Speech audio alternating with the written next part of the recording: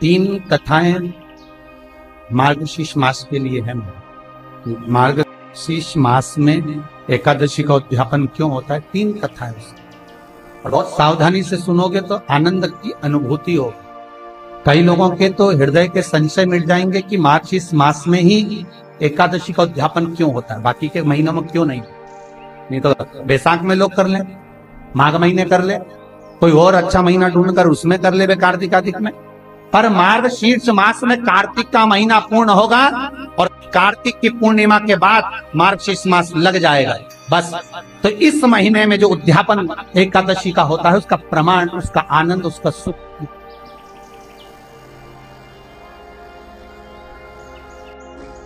हम कई बार निवेदन करते हैं, आप अगर एकादशी का व्रत कर रहे हो महाराज,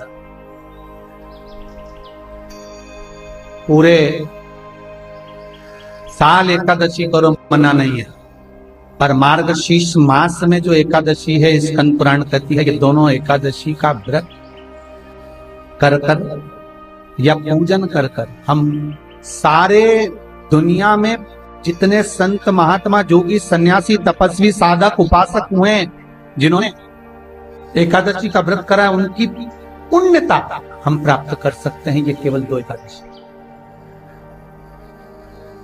केवल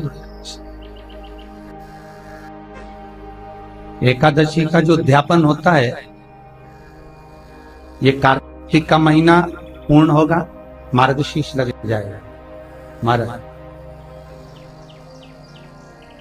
एकादशी का जो उद्यापन होता है वो केवल मार्गशीर्ष मास में ही होता है,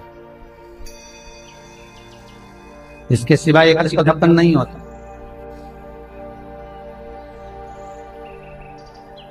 अब महाराज, किसी ब्राह्मण से कभी आप लोगों ने इतनी बार उद्यापन की सोची होगी कि मुझे एकादशी का उद्यापन करना है, मुझे एकादशी का उद्यापन करना है, तो कभी किसी ब्राह्मण से जाकर आपने ये नहीं पूछा, कभी किसी ब्राह्मण से जाकर ये चर्चा नहीं करी कि मार्गशीर्ष मास में ही एकादशी का उद्यापन क्यों होता है, बाकी के महीने में क्यों नहीं होता? कार्तिक का बड़ा महीना है, माघ का बड़ा महीना है, और चलो तो चलो वैशाख का बड़ा महीना आ जाता है, अधिक मास का बड़ा महीना आ जाता है।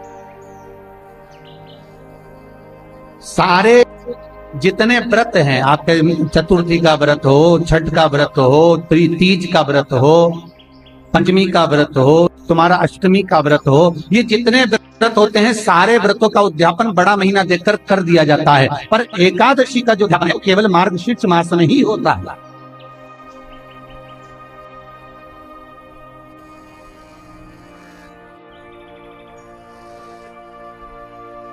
कभी हमारे भीतर भी तो संशय आना चाहिए कि ये मार्गशीर्ष मास में ही एकादशी का उद्यापन क्यों?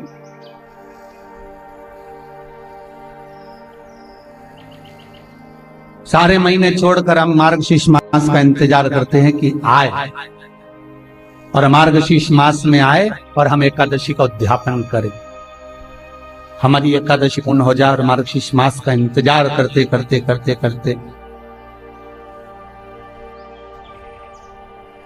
महाराज, सुग्रीव के मामा दधिमुख जिनका नाम है, वो अपने शरीर को ये विचार करते थे कि मेरा शरीर भगवान ने दिया तो दिया क्यों? महाराज, कभी कभी एकांत में बैठकर विचार कर लिया करो। आप जितने लोग टीवी पे कथा सुन रहे हो, चाहे मोबाइल पे सुन रहे हो, कभी कभी विचार कर लिया करो कि हमारा जन्म क्यों हुआ है। सुग्रीव के मामा दधिमुख जी बैठे विचार करते, रोज प्रतिदिन किसी न किसी संत के सानिध्य में पहुंच जाते, किसी सदगुरु की शरणागति में पहुंचकर, और यही पहला प्रश्न रखते कि मुझे, मेरा संशय केवल एक है और वो संशय मिटा दीजिए कि मेरे जन्म का कारण क्या है, मैं क्यों पृथ्वी पर जन्म लिया। दधिमुख जी ने जब बार बार प्रश्न किया, एक बार एक संत की सभा में दधिमुख जी बैठ गए। सुग्रीव के मामा दधिमुख जब संत की सभा में बैठे, संत का आगमन हुआ।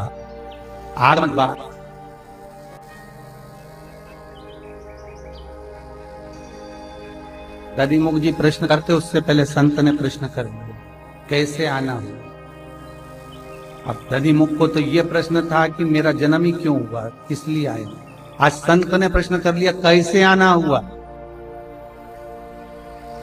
जैसे ही प्रश्न करा संत ने कि कैसे आना हुआ, दधिमुख जी ने एक ही उत्तर दिया, बहुत नाम सुना था तो विचार किया कि एक बार जाऊं मैं आपकी शरण में और कुछ जीवन का, भगवत भजन का लाभ लेकर आऊं।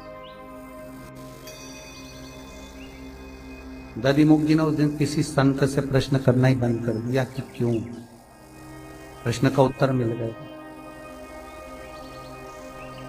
बहुत नाम सुना था महाराज, जब कीट पतंगा, झिंगुर, इल्ली, कीड़ा, गोबर का कीड़ा,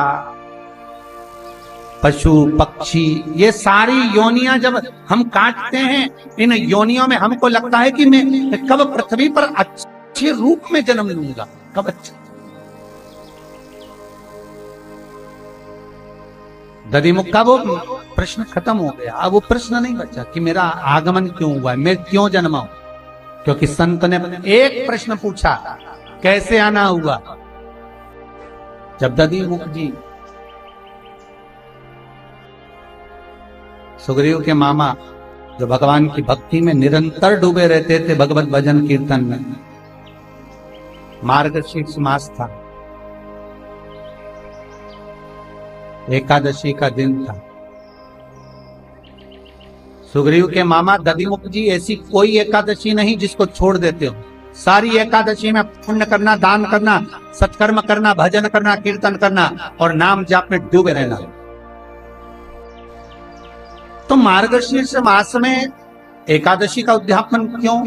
दधिमुख जी महाराज व्रत करते, दान करते, पुण्य करते, सत्कर्म करते। जैसे भीष्म पितामह जितनी एकादशी का व्रत करते, हर एकादशी में एक गौशाला में जाकर गाय को फरियाल कराना, गाय को व्रत कराना, गाय की सेवा करना। 26 गौशाला भीष्म पितामह की थी। जो एकादशी पड़ती थी भीष्म पितामह गौशाला में जाते थे, उसकी सेवा करते थे और गौ माता के साथ फलहार करते। दधिमुख जी का नियम था पुण्य अर्जन करना। एक दिन महाराज दधिमुख के सामने एक बिच्छू का और दधिमुख जी की आज एकादशी का सुंदर आनंद। महाराज भिक्षाम, महाराज भिक्षा, कुछ भिक्षा में दे दीजिए, मुझे भूख लगी है। दधिमुख जी ने भिक्षा मांगने वाले से कहा कि आज तो एकादशी का दिन है और मैं आपको केवल कुछ फलाहार प्रदान कर सकता हूं, कुछ फल दे सकता, आप इन फल का सेवन करिए। भिक्षुक कहता नहीं नहीं नहीं, मैं ये फल खाता नहीं, मेरे को तो आज भोजन ही चाहिए। और महाराज अगर आप मुझे भोजन नहीं देंगे तो दोषी करना। दधिमुख जी के मन में संशय भरा गया कि आज एकादशी का दिन अगर मैं किसी अन्न दान करता हूं तो मुझे पक्षी की योनि प्राप्त हो। अगर मैं अन्न दे देता हूं एकादशी के दिन तो मुझे पक्षी की योनि मिलेगी।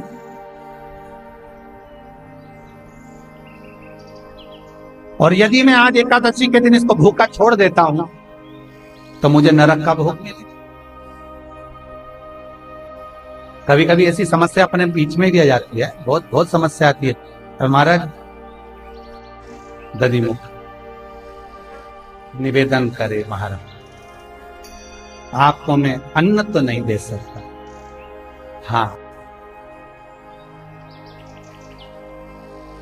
आप यदि कृपा करें तो मैं आपको सुंदर भात फल का ला कर दे सकता हूं, और सुंदर फल ला कर दे देता हूं, फलहार देता हूं, दूध ला कर दे देता हूं, कुछ अच्छी सामग्री बना कर दे देता हूं, पर आप अन्न का भाग देना। भिक्षुक तो अड़ गया, मुझे अन्न का भाग दो, अन्न का भाग मुझे ग्रहण करना है। दधिमुख जी ने उसी समय हाथ जोड़कर जिन देवताओं के दरबारे पर, जिन संतों की शरणागति में, जिन सदगुरुओं के पास में बैठकर प्रवचन सुना था, भजन किया था, कीर्तन करा था, स्मरण करा था, नाम जाप करा था, नाम कीर्तन में डूबे रहे थे, सारे संतों का, भगवंतों का स्मरण किए और सारे संत और भगवंत स्मरण कर कर उनका जब स्मरण किया गया तो जितने संतों की एकादशी थी उन सारी एकादशी इस दधिमुख के सामने आकर खड़ी हो गई। देखिए, सारी एकादशी दधिमुख के सामने आकर खड़ी हो और खड़ी होकर उन एकादशी ने दधिमुख से कहा, दधिमुख तो चिंता मत, हम सूर्य नारायण से विनती करते हैं और आज का तेरा जो भाग है तो सूर्य नारायण से विनती कर कर, सूर्य की उपासना कर कर, और आज का भाग जो भी है तो दधिमुख चिंता ना कर, सूर्य की साक्षी में तो इसको वचन दे दे कि मैं इसको भोजन कराऊं, और जैसी तुम वचन दोगे हम सूर्य को धीरे धीरे ढलवा देंगे, दूसरा दिन लग जाएगा, पालना का दिन रहेगा, तुम इसको भाग प्रदान कर दो, एकादशी का कर। महाराज दधिमुख जी ने कहा नहीं मानो, एकादशी से करें, अगर आप ऐसा छल करोगे तो ठीक नहीं हो। एक काम करता हूं, आज मैंने जो जितनी एकादशी करी है उस सारी एकादशी का एक साथ उद्यापन कर दो, एक साथ उसको पूर्ण कर दो। महाराज मार्गशीर्ष मास में उत्पन्ना एकादशी का जो भाव वर्णन किया गया, उस दिन से एकादशी का उत्पन्ना मतलब उत्पन्न होकर प्रागट्यता के भाव को कर दिया गया।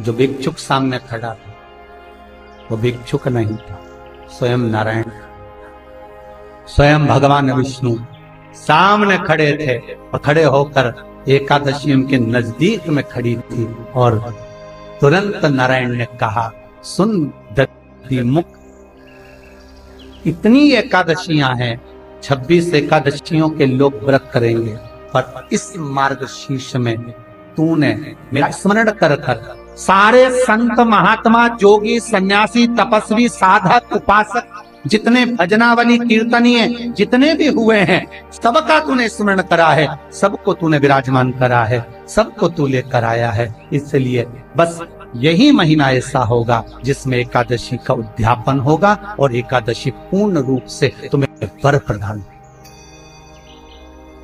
कितना सुंदर कहा है महाराज।